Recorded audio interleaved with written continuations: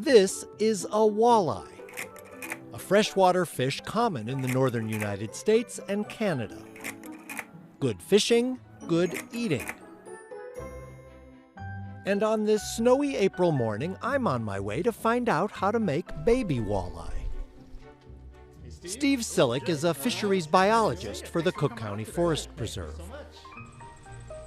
This morning, we're hoping to go out and catch some of these adult walleye that we can then bring back and utilize. I'm pretty curious to find out what he means by utilize, but first we head out to check the nets. This is Tampere Lake, southwest of Chicago.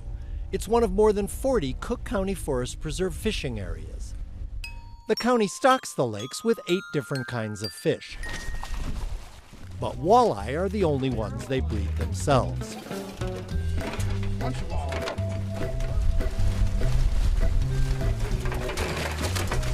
Metal. This is exactly what we're looking for. First thing here, we got a nice female. Big, large belly, swollen vent. She's a good girl. She's actually running. She's got some eggs coming out of her, you can see right there. So that's perfect. That's exactly what we're looking for. These are probably a couple of smaller males. There's the milt. So we'll keep the Milt, Steve tells me, is basically fish semen. We're done. But if these walleye are so loaded up with eggs and milt, why do they need our help? This is a man-made lake. It's not the ideal breeding habitat for species such as walleye. So that is why we step in and kind of intervene and have this artificial breeding program. Now, how exactly do these fish get utilized? For that, we head back to the hatchery. This walleye hatchery has been operating in this Forest Preserve garage since the mid-90s. So what we're going to do now is we're going to look at the 7 females that we've had in our female holding tank here for the past 4 or 5 days. We want to deduce if any of those are ready to release their eggs.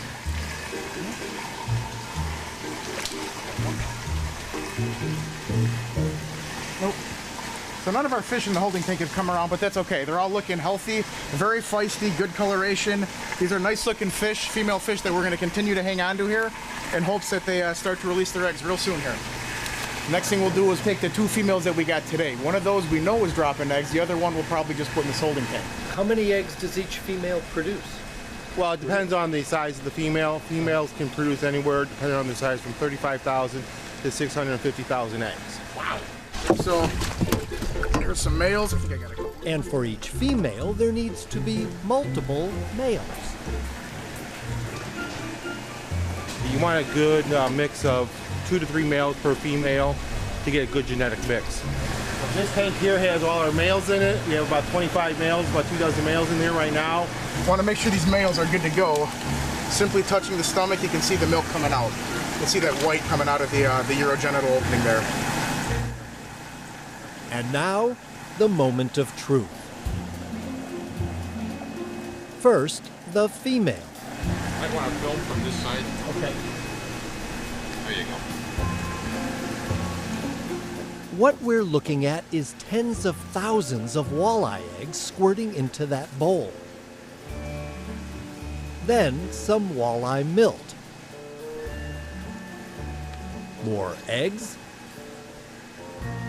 More milt.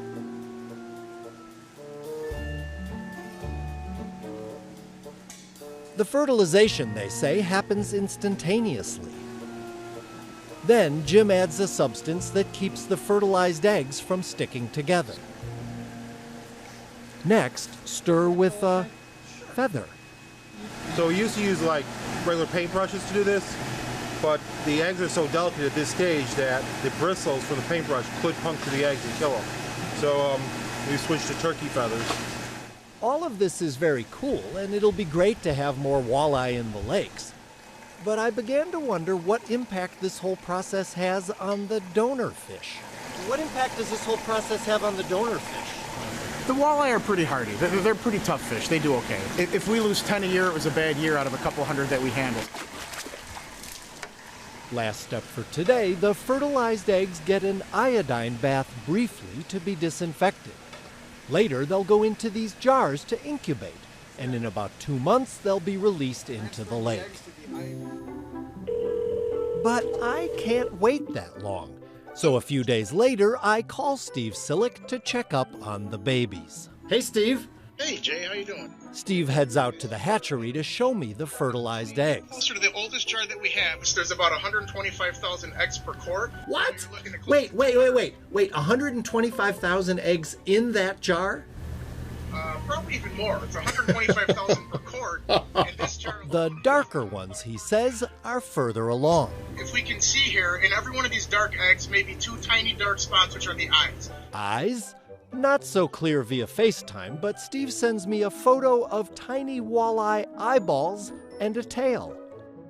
Hey, Steve. 2 months later, the babies are ready to be released into the lake. At this stage, they're called fingerlings.